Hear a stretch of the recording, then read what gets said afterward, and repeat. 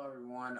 Welcome back to the third meeting of the Medical Way program. And today I'll pass it over to my friend Miguel, where he will present the new graphic designers and the researchers of the organization. Absolutely. Okay, thank you, Alvin. So, hey everyone, my name is Miguel. I am the main graphic designer for the Medical Way program. And I just wanted to basically announce our new members. Two new graphic designers and 4 new researchers. We had many applications and we looked over them very thoroughly. And now we have the results. So first of all, I want to present the new graphic designers. They're 2 very wonderful people. I looked over their work and I'm very, very impressed. Their names are Emma De Leon and Alicia Casares. Welcome to the group, guys. I'll be sending you guys more information soon about like joining a WhatsApp link and a group chat and all that, so we can get into better communication and move on with some plans that we have for the program. And I want to also present the 4 new researchers. Their names are Alanis Acosta, Anirudh Venkatesh, Ashika Duvor, Elise Wallenberg, and yeah, that's it. You guys, this is gonna be a phenomenal journey. I welcome you all to the program, and it'll be fantastic. Now I want to pass it on to our podiatrist here, Sondema Tarr. Doctor, would you like to take it away?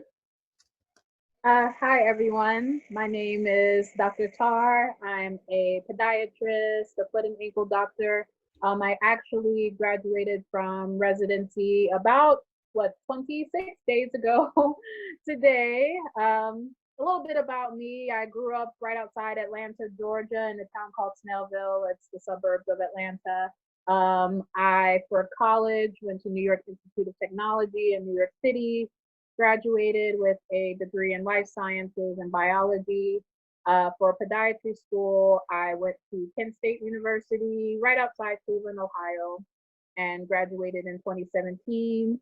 For residency, I completed a 3-year surgical residency at University Hospitals in Cleveland, Ohio, and I recently just again completed that. And now I am living in Phoenix, Arizona, getting ready to start work. So thanks for having me.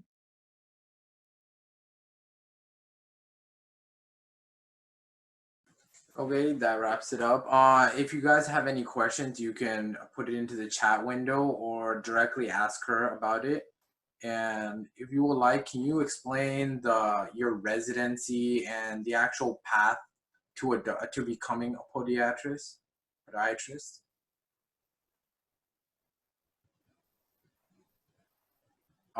Your mic is muted. Here we go. All right, I'm sorry. Did you hear the intro that I did, or? Yes, we could hear you. Okay. Mm-hmm.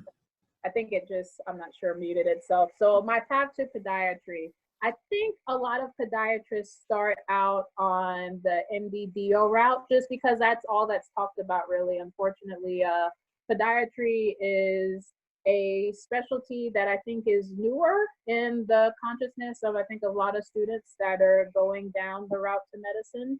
So that was my similar story. I've always known that I wanted to be a doctor since I was probably 8 years old. And for the longest time, I thought I was going to go into pediatrics or OB-GYN or something along those lines. Podiatry, I started to consider as a specialty. I want to say maybe it was my 3rd or 4th year in undergrad. So our pre-med club that we had at our school, some of the students that had graduated, so maybe they were a year or 2 ahead of me. New York City has their own podiatric college, the New York College of Podiatric Medicine. They went there, so they were probably in their 1st year. They came back to talk to us about the field of podiatry, things that podiatrists do, their scope of practice, and it seemed really interesting. But at that point, I think mentally I wasn't ready to switch over to podiatry. So I kind of, continued on, graduated from college, moved back home. I was working at the time and kind of getting ready to apply to medical school, had taken the MCAT, everything like that. And I started thinking about podiatry again as a potential career choice. So I shadowed some podiatrists in my town in Snellville. And I really was amazed with everything that podiatrist can do. I think that's the first time that I really understood what a podiatrist is. Before, I didn't know that podiatrists did surgery. I didn't know that podiatrists took care of, complications in regards to diabetes and people's feet and wounds and all of that stuff. That was actually, I think, probably one of the most interesting things to me, and all the ways that diabetes does manifest in the legs and feet. The elective procedures that podiatrists do, trauma that podiatrists do, I think all those things combined. And then also the podiatrists that I met just seemed like they had good work-life balance as well. They were all super happy with their career choice and with their life. They were all, private practice owners, which was something I wanted to do and still do and am working towards. So it just seemed like they had a good overall life. And at that point, I decided, okay, well, this is for me. So I applied to podiatry colleges, got into a couple places. I decided on Kent because of location, one, and then financially, mostly two, just a lower cost of living completion. So that was my path, at least, to getting into podiatry. So in the chat window, Emma De Leon asked, what was the biggest challenge you faced in your career and what did you learn from it? The biggest challenge I faced in my career. That is a good question. I would say probably one of the more challenging aspects was when I was in school. So I would say similar to, MDDO programs. I think for you guys, you start a little bit earlier, third year, when you're starting to, we call it externships, but you're rotating at different outside hospitals, whether it's in your area or different hospitals across the country. At Kent, that starts fourth year. I know some podiatry colleges start third year. But so for me, I decided to do my externships really across the country. I did one in Ohio, but all of my other externships I did one in Seattle, I did one here in Arizona and Tucson. I went back to Atlanta, went to Florida twice. So I was all over the place. I think the traveling alone was very stressful. Getting to know and having to work with different personalities, different groups of people every single month for, 6 months plus on end was very trying as well, because again, you don't want to step on any toes, but you don't want to seem disinterested. You want to show these hospitals, because again, an externship is almost like a month-long interview. And these are places that ideally you would apply to for residency. So there's a lot of pressure, during that month you have to perform and have to show up and do the work, and you have to have people like you in order to potentially get a residency interview spot that following January. So that was very trying, because when you go through a period like that, you will have at least one hospital where you think you would have loved it when you were applying, and then you end up there and maybe personalities don't match or something happens. Something always happens, and it usually happens pretty early. But you have to remind yourself that you're there for a reason, and that regardless of whatever situation you're in, no matter how negative it is, there's always something to be learned. And even at maybe that one location where it was just horrible, really from day 3, I still took lessons from that experience. So I feel like just trying to turn negatives into positives. I think that was probably one of the most poignant lessons I learned, for sure.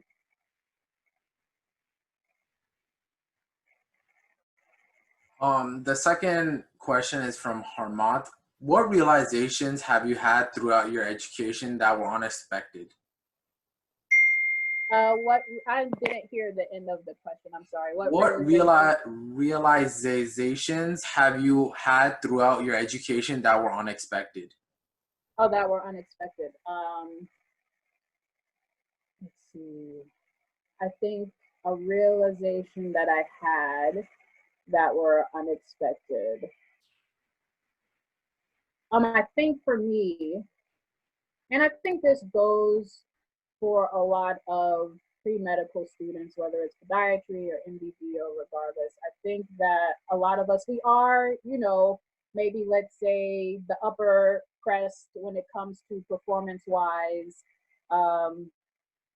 metrics in school. You know, we usually are very high performing, we usually are very driven, very type A. I think a lot of times medical education across the board can be a bit of an equalizer. It kind of challenges your ego.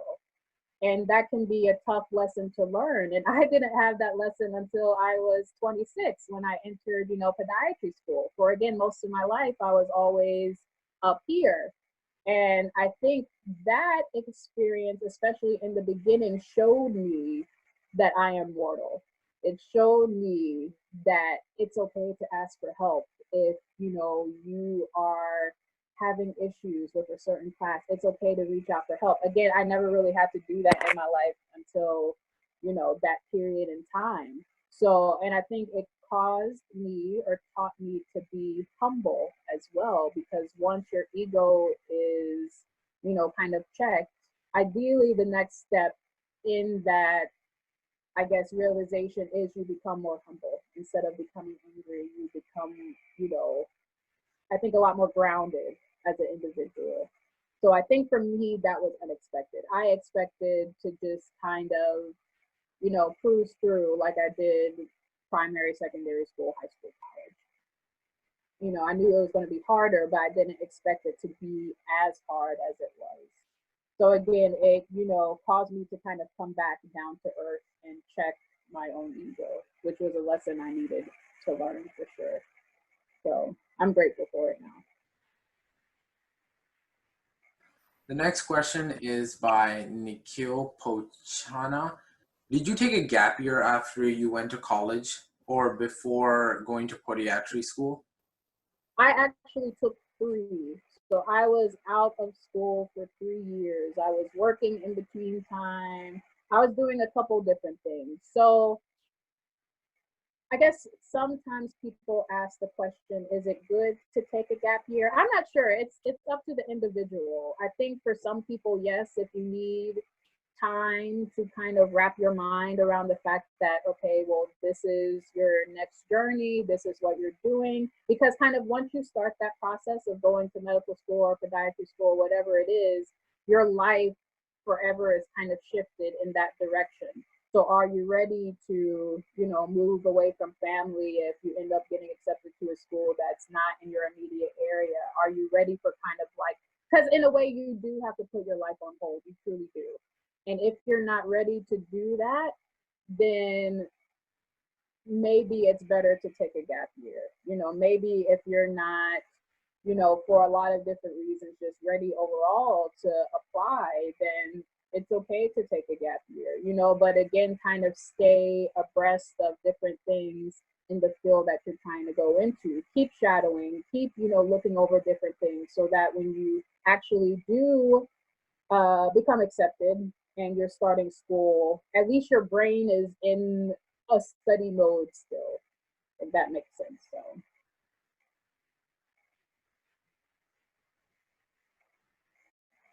Thank you for telling us the story. The next question is by Alondra Sanchez. What does your daily schedule look like after residency? After residency, she said? Yes, after residency. After residency, it depends on what type of practice you have or what type of practice you're building. A lot of podiatrists, I feel like just like a lot of specialties in general, they become an associate at private practice. Because our specialty is surgical, there is a surgical component and a component to where you will have privileges more than likely at a surrounding hospital. So that means you're seeing consults, you're seeing people on the floor or that come through the ED that have some sort of issue with their legs and feet, but maybe they're there primarily for another reason, or they're there primarily because of an issue with their legs or feet, especially when it comes to diabetics and gangrene, necrotizing fasciitis, cellulitis, the list goes on. Also along the trauma vein, especially if you're at a hospital that is very, I guess, generous with their trauma call and things like that. You have podiatrists taking trauma call, and so motor vehicle accidents, different complex fractures of the feet and ankles, you will be seeing those too. So you have to kind of build your practice, which is hard to do, around the expectation that you will be seeing those consults and you will be going to surgery as well. And a lot of times, again, that surgery is urgent or emergent. If someone comes in with gas gangrene, that's not something you can wait on, because the spread of infection is so drastic. It makes 8 hours to make a difference between, you know, let's say a transmetatarsal amputation, which is across the metatarsals of your foot, to BKA, which is a below knee amputation, or AKA, which is above knee amputation. So things like that will come in, and you just kind of have to act when you act. I think it's important to have a good office staff, because let's say you have a surgery that needs to go 7 a.m. You might not get to clinic until maybe 10, 11 o'clock, and you have patients waiting there. So it's a balance between surgery and clinic. Clinic, usually podiatrists are in clinic, I would say at least 3 days a week. Usually 1 day a week is reserved for their elective procedures. So bunions, hammer toes, different fusions of different joints, joint replacements, soft tissue work, anything elective that you can think of. Usually that takes place on the Friday, and you usually will start that around 7:30. That's usually when ORs start their first case of the day, is 7:30. So especially since you're pushing all of your elective surgeries towards Friday, you're usually there all day until 5. And if you're a podiatrist that's busy again, and you have patients on the floor, and you have consults that need to be seen, or you have emergencies that come in, you could be there until midnight easily. So days look different depending on just kind of the nature of the day and what comes in. But those are really the two, I think, big things, is balancing surgery and clinic work. Some podiatrists do have I guess, side jobs that they do at nursing homes as well, because a lot of referrals we do get are from nursing homes, because again, a lot of those patients have chronic disease, and they will have wounds, and their extremities will break down. So seeing those patients that are in nursing homes, a lot of times the patients that you see in-house are from nursing homes as well, in-house meaning the hospital.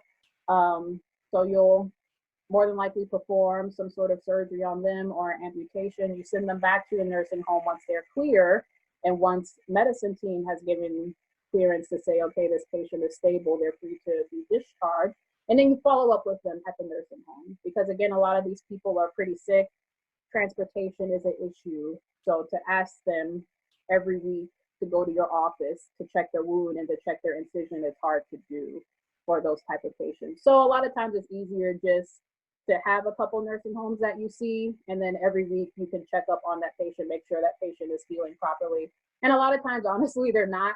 So they're yours for the next couple months, if not more, and you're performing local wound care, and then maybe you have to readmit them to the hospital, take them back for another OR debridement. So it's kind of that cycle that you're doing. Thank you for sharing with us. The next question is by Elise Wallenberg. If you had to choose, what are your favorite and least favorite aspects of podiatry?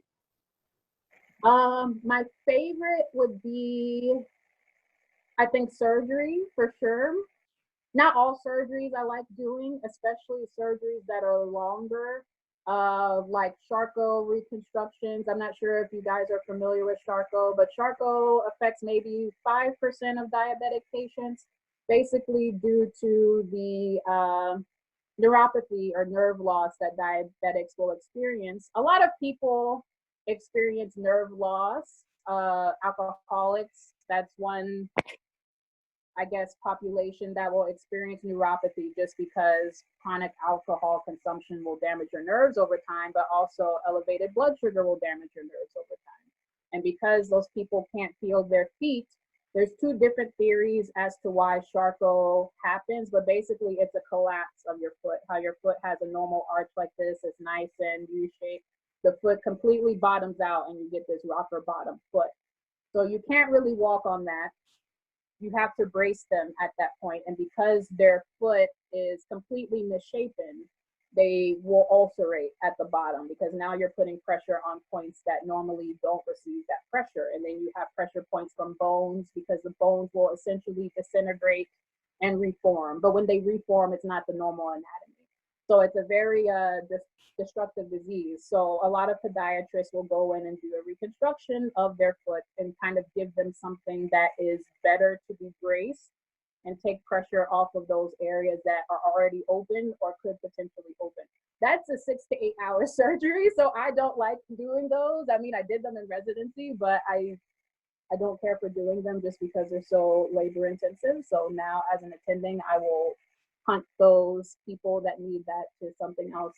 So I would say, yeah, that's the things that I like and dislike the most. Surgery as a whole, I like, except for the longer procedures. I don't. Thank you. The next question is by Raquel Chapis. Do you believe that having a support group of peers is necessary for getting through med school? It's vital, 100%. I don't think I would have made it through if it wasn't for my friends. And we tell each other that all the time. You know, I would say in medical school, it's easy to make friends because you have, let's say, you know, depending on how small your class is, at least 30 to 100 plus people. My school was large. We had 125 kids starting in our class times 4 classes. So Kent is the largest podiatric college there is. But you have people that are in one enclosed space and you're all shooting for the same goal. So just because of that, you will make friends. It's very easy because you're constantly surrounded by people. But I think it's important, it's so vital to have just a group that you can go to, a group that you can trust, which is really important because it's unfortunate. Medical school, podiatry school is also very competitive. So you will have people that pretend to be your friend and they will, let's say, be upset because you made a higher grade than them on a test. Or they will be upset, especially when you're getting ready to apply to externships or rotations. You got a higher, I guess, ranked externship or rotation than they did. Those people aren't your friends. So you don't need to surround yourself with people like that. And that's something I learned early on, probably, I would say within the first year. You know, people that celebrated me when I did well, those are the people that I kept around. And I celebrated them too, their achievements and things like that. People that were jealous and were vocal about it, separate yourselves from them because they will intentionally drive you down a path to failure. I remember there was this one guy in our class that would purposely, when we were in the anatomy lab, looking over structures before the exam, because schools will keep, you know, the anatomy lab open. You go in and you just kind of study on your own. It's better to study on the actual cadaver than it is to study from a book, so to say. And he would purposely go in and point to different structures and tell people the wrong name to the structure, knowing that that name isn't right.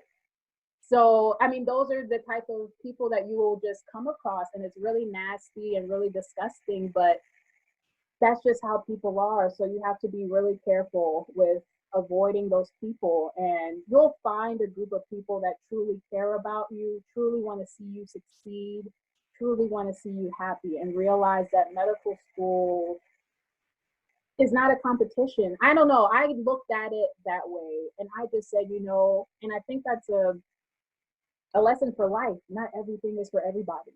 Even me as an attending now, I realize that there are some things that I'm really good at. There's some things that I love doing. There are some things that I'm not good at. There's some things I hate doing. And those things that I'm not good at or I don't want to do, there's someone that's really great at those things. So it's like we all have our gifts and we all have our blessings and we all have things that we excel at and we all have things that we are horrible at. And it's okay.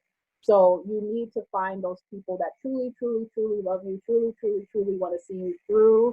And with that, you'll be fine, because you will have your periods where you question maybe if you're supposed to be there. You'll have your periods where, you know, just everything will happen, whether it's with school or like in your personal life with your family. You need someone that's going through that process to vent to.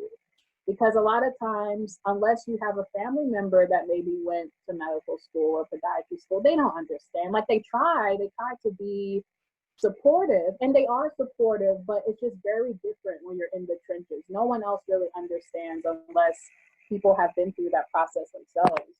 So it's vital, it's vital to have a group around you. I actually remember the people in our class oftentimes that were expelled from school because Kent had a 2 failure a semester policy. So if you failed 2 classes or a class in a rotation or 2 rotations within 1 semester, you were out. And you had the option to appeal, but you had to wait a year if that appeal went through. So either way, it still like kind of sucked. And those kids that oftentimes failed and had to leave, they didn't have a good support system. And I can think of the kids in my class now that had to leave, because your friends will help to uplift you. Your friends will help you with studying, because again, everyone has their gifts. Some person is good at, let's say, biochemistry. Some person is good at anatomy. Some person is good at genetics. And you can all tutor each other. You can all help each other. You can all kind of help to fill in the gaps with each other. But if you don't have anyone to bounce ideas off of, then you're just kind of in the ocean by yourself, So it's vital. It's vital. Thank you. The next question is by Warisha Ansari. On a daily basis, what is the most common case or disease that you come across? The common case, I think, especially in podiatry, is diabetes, hands down. Whether it's type 1 or type 2, they both manifest, for the most part, very similarly in the lower extremity, whether it's sensation loss due to the neuropathy and high blood sugar, PAD, peripheral arterial disease. Just like you can have artery disease in your coronary arteries, you can have that same type of disease in your leg. In your leg, it's called PAD. In your heart, it's CAD. But they manifest for the most part pretty similarly, but in the legs, it's usually due to diabetes. Also, high cholesterol is a factor too. Smoking is also a big factor, but definitely majority of the patients that we see, especially if you have a practice that's high into wound care and limb salvage, is definitely due to diabetes for sure. So I would say diabetes 1, probably chronic kidney disease 2, because that can cause certain manifestations in the lower extremities as well in regards to chronic wounds and breakdown and loss of blood flow through the limbs. So. All right, thank you for that, doctor. The next question comes from Rola Kazair. The question is, what advice do you have for maintaining a good work-life balance? My advice I would say is just understand that it's important and that it's okay, to have a work-life balance. I think a lot of times when we go down this path, we think that, if we step away for a minute or so, that we're going to miss something, that hour that we took away from studying is going to somehow make or break us. And that's not true, as long as you keep it in check, obviously.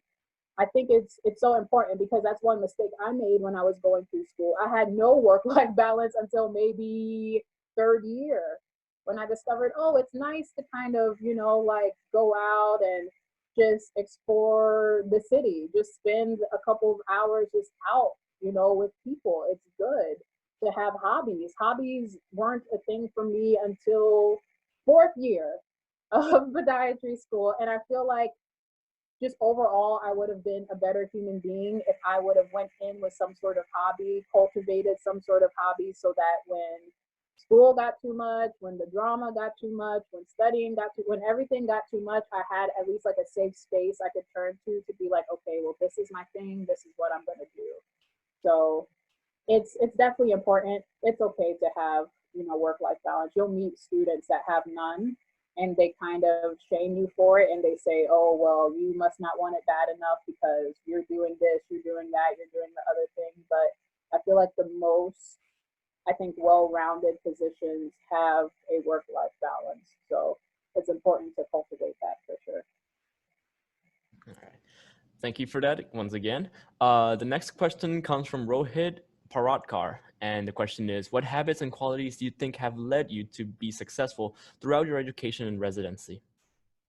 I think for me, and I was actually talking with this about a friend, there's no kind of limit to what I can do. My mind just kind of works that way. I think a lot of people operate from a place of fear.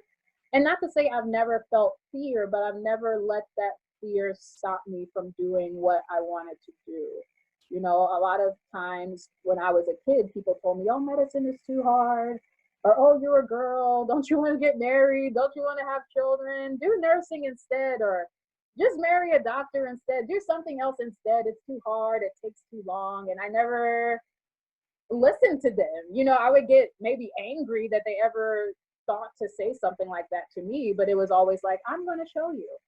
I'm going to show you, you know? So I think the fact that I am just also very stubborn, when I put my mind to something, I can't let it go until it's finished.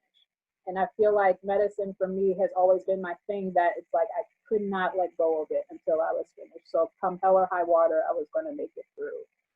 So I think that's the type of attitude that you must have, because especially people will tell you, because they themselves wouldn't do it or couldn't do it, they'll tell you not to do it for different reasons, because of your gender, because of your race, because of your nationality, whatever it is, you know, and you just have to trust that it's for you and be willing to go after it and be willing to fight for it, no matter how long it takes or how hard it is. So I think that has helped me for sure. All right, thank you for that. So the next question comes from Drew Patel. The question is, how much free time did you have during your residency? My residency actually had like a fair amount of free time, to be honest. My program, University Hospitals in Cleveland, Ohio, that is probably the largest podiatry residency in the nation. So they take 10, they used to take 10, now they take, I think, 6. But when I was going through, they took 10 residents a year. Our residencies are 3 years.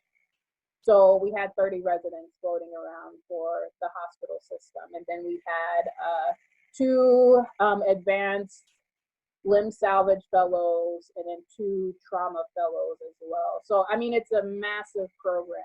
So because the program was so massive, I had, depending on the rotation, a lot of free time. There were periods where I did not have any free time. So depending on your specialty, you will rotate through that specialty, especially your advancing years, but usually that first year of residency, you're doing everything. They're exposing you to everything.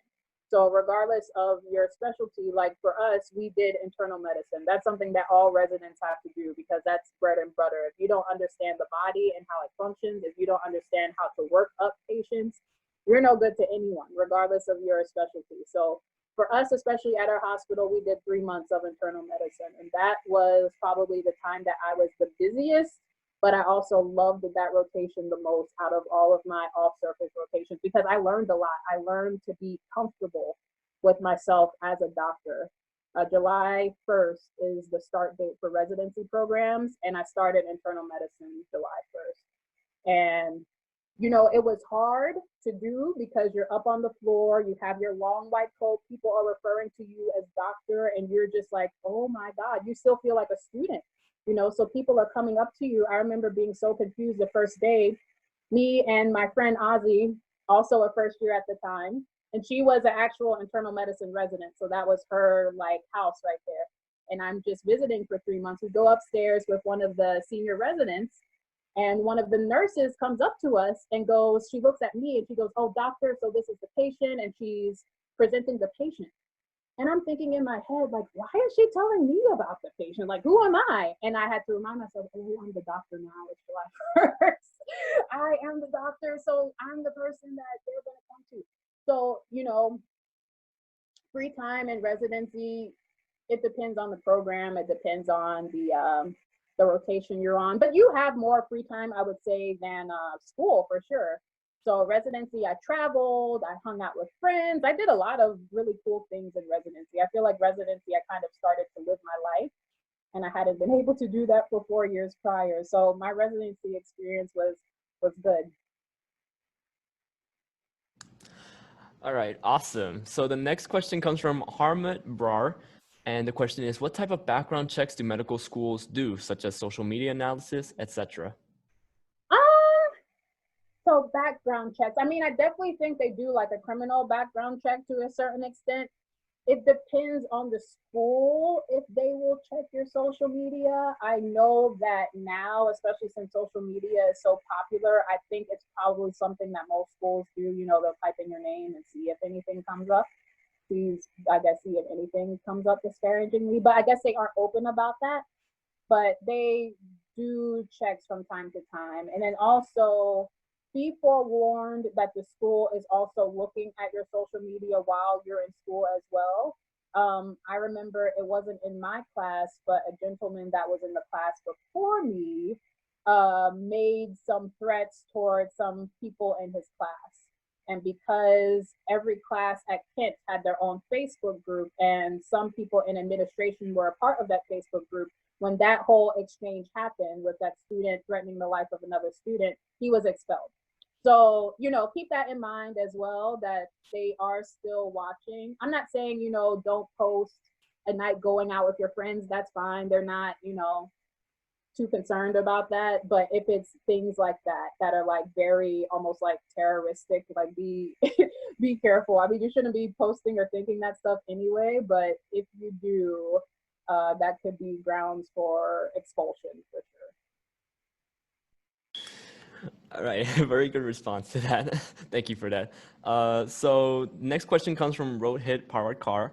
How well do you think residency has prepared you to become an attending physician?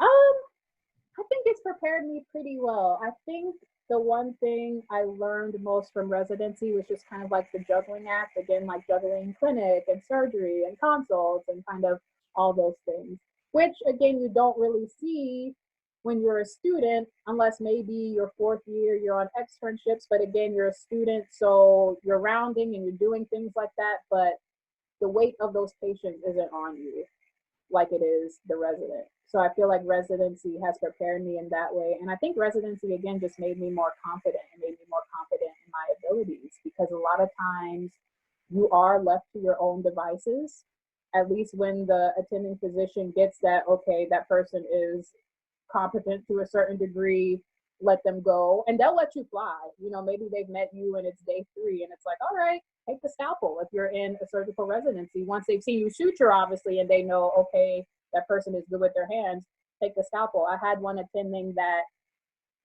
I think it was like beginning of second year. He would always leave the OR towards the end of the case and just yell from the outside, you got this, you got this. And that forced me to become comfortable. So, I mean, the patient could be having an arterial bleed, for example, and the attending will leave.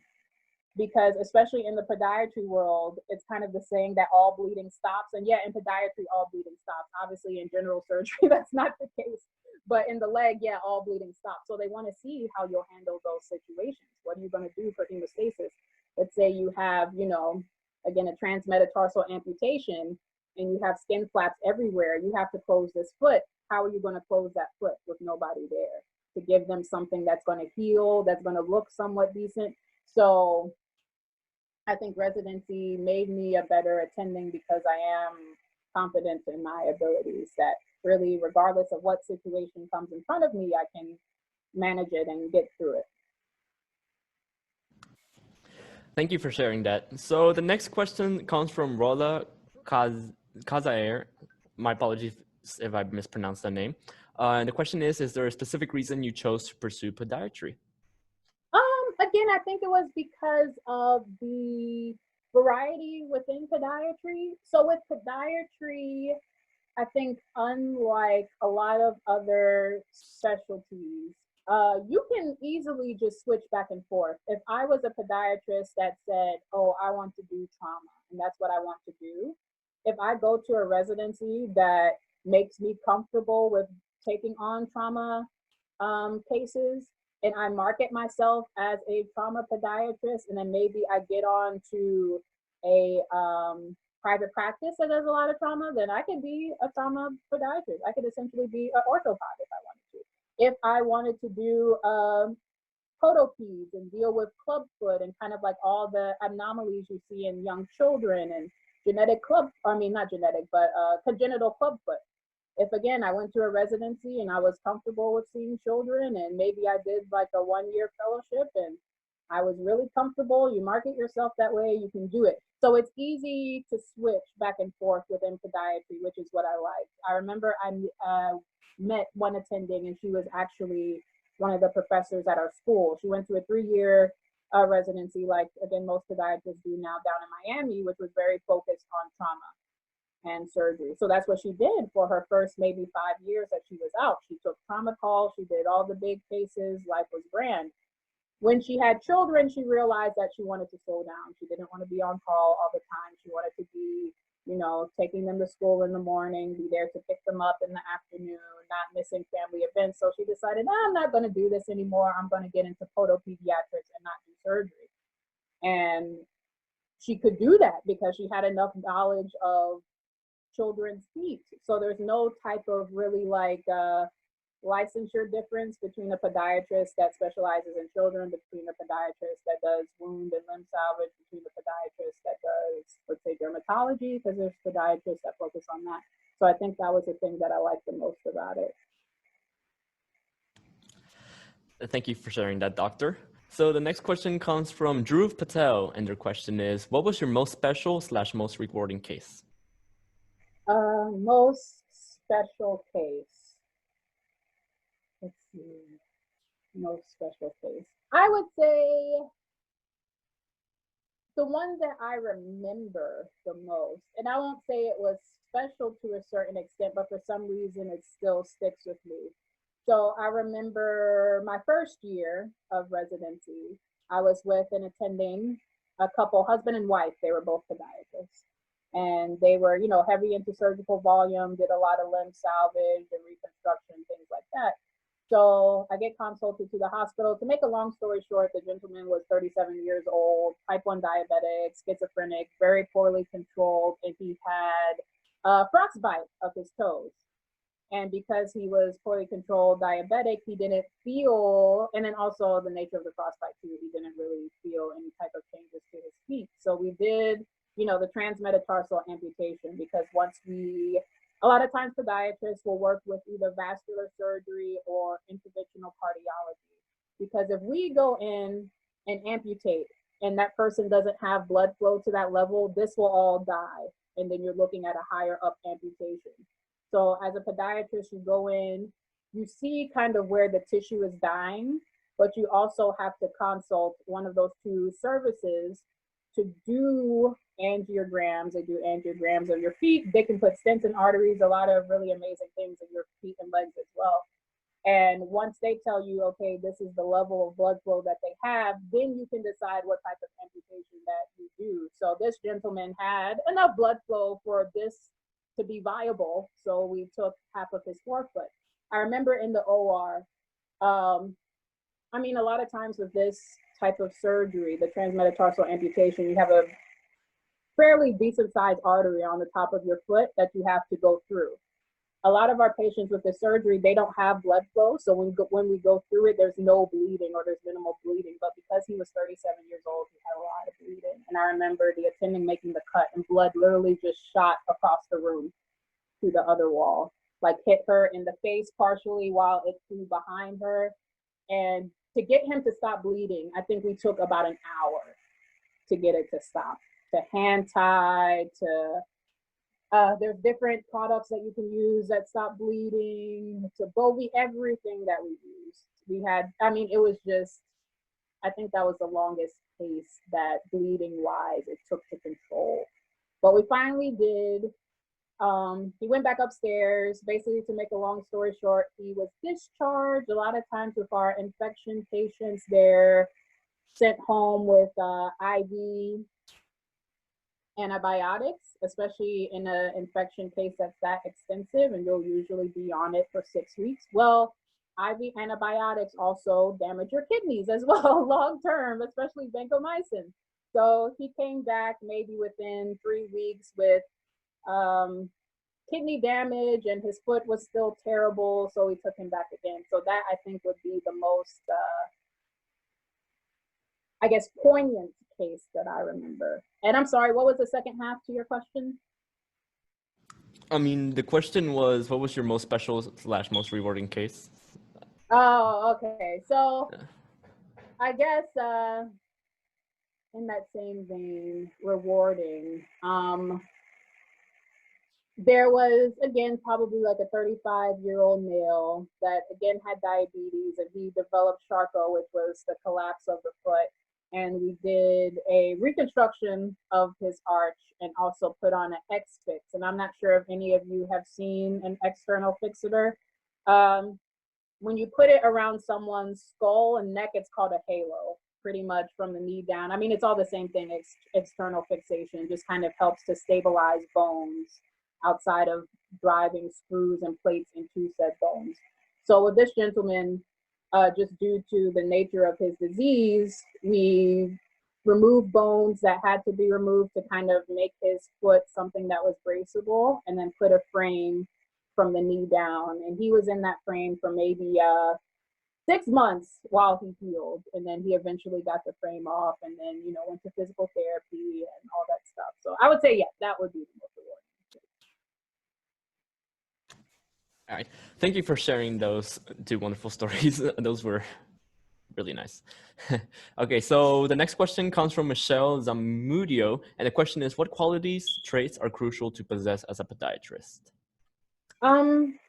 Qualities and traits. I think it's important to be patient. I think just as a physician in general, patience is important, but especially with podiatrists, because a lot of your patients are older. They are dealing with different things like dementia.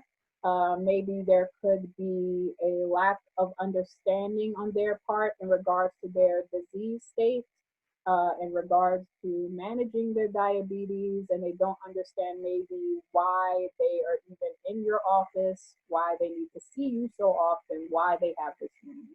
Because either A, no one talked to them about what their disease means, or B, you know, for different factors, culturally wise, education wise, there's just no understanding. So I feel like being very patient and being very humble as well are two important factors. And then also, I think kind of along that same vein, allowing people to ask questions. Don't just assume because a patient is nodding and saying yes that they understand. Definitely be patient and take the time to ask them, are there any questions that you have? Do you fully understand what I'm telling you? And then have the patient repeat back to you what you just told them, so that you understand that they understand the information that was given. Thank you for sharing with us. The next question is taken from our list of questions that were asked prior to the actual meeting. What is the most difficult situation to control in your job, and how do you handle it? I think there's two. One, again, is kind of the scheduling thing. You can't help when emergencies come in. They just come in, they have to be taken care of. So especially if you have clinic and you have a surgery come in, you kind of have to manage how, I guess, you will tackle that. I think also too, especially when you have, again, older patients, patients that have multiple medical issues and they need a certain surgery really to stay alive, and the power of attorney or, you know, medical living will states otherwise, you can't do anything. But again, that's medicine as a whole. If someone has, you know, any type of document like that, a POA, a medical living will, DNR orders, and something happens, you can't legally touch them. And in podiatry, a lot of times it's the case of just gross raging infection, you know, to where they have a gas gangrene or a necrotizing fasciitis. And in those two cases, if you don't do surgery, the patient will die because, you know, they're usually septic at that point. They usually have bacteremia, which is bacteria in their blood. So once the infection has entered their blood, that's serious stuff. And some of my patients have had, you know, medical living wills that states no surgical intervention regardless of, you know, the prognosis. So you leave them, you know, you leave them. You can't touch them at that point. You tell the family that, hey, this is what it is. Without this patient, I mean, without the surgery, the patient will die. But they understand that, they've made peace with that, and you just kind of treat them palliatively. You control their pain. You know, just do different things to keep them comfortable. Sorry, I got a call in. But that's it. So I think those, even though I understand the prerogative around it, but I think those just from a physician standpoint are hard to watch. Thank you for sharing. The next question is, if you would go back into medical school, would you choose the same specialty again, or would you choose another one? I would choose the same specialty. I think the only other specialty that I like that I would consider probably doing if I could do it over again was internal medicine. Yeah, I think that would be the only one, like maybe. But again, I'm super content with podiatry. I'm glad with the decision that I made. Podiatry is super exciting. I think that's one thing about podiatry, that it never becomes repetitive, because every patient that you will see, even though the disease state is the same, how they present and how you will manage them is very different. So that's what I really like about podiatry, and then the surgical aspect too. So yeah, I'm happy with where I'm at. Thank you for sharing. The next question is, was medicine always your focus as a field, or did you have other doubts or interests while in medical school? For the most part, yeah. I, tend to be a hyper-focused person. So for the most part, medicine was it. I kind of joke around, and maybe for 6 months or a year when I was in middle school, I thought about becoming like an anthropologist. But that was it. It's always been something in the medical field, whether it was different specialties. I thought about dentistry for a little bit when I was in high school, and a little bit in college too, but that didn't last long. But it was definitely some sort of like doctoral medical position that I wanted. Thank you. The next question is, what's a mistake you made early on in your career, and what did you learn from it? I think for me, it was probably being afraid to ask for help. I think, my personality, again, it kind of goes back to the ego thing. You think you can do everything, or I thought at the time that I could do everything. And, realize that a lot of times different things in life, it takes a village, and going through medical school in a way does take a village too. You need the support of or it's nice, rather, I should say, to have the support of your family and friends. And whether these are friends that are in school with you or friends that you've known prior to kind of starting this journey. So I think that was a mistake that I made, thinking that I could just handle certain things on my own, and maybe not asking people for help, not asking professors for help, especially. I think that was like the biggest mistake. But again, you learn from it, you grow from it, and you would just become a better human, because I think that's, life. You have to ask for help. None of us are islands. So there are going to be periods in your life where you need help, and you need to be comfortable enough to reach out to people, and then comfortable enough to accept that help too, and not think that it makes you any less of an individual because you needed help or asked for help. Thank you again. The next question is by Michelle Zamudio. How do you stay sharp / attentive during these long hours of surgery? Is this a skill you acquired over time, or do you already possess it? I think for the part, it's twofold. I think if you truly are interested in what you're seeing, you'll keep focused. Not to say that you won't get tired or you won't get hungry, things like that. That definitely happens, especially if you're in a case that's 4+ hours long. Those things happen. But I think other things that help with focus too, I think like most people, for me, if my stomach is empty, I'm not going to focus because I'm thinking about other things. I'm thinking about food. I'm irritated at that point. So I know for me, especially in residency, when I had big cases coming, I would eat.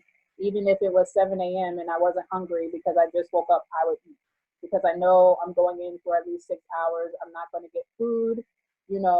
Attendings will break during the surgery, leave and go eat lunch and come back. You as a resident cannot do that. That's not something that you do really. I mean, unless the attending is really nice and they say, all right, go take a bathroom break, go get a snack and come back. But usually that's not something that's typically done for residents.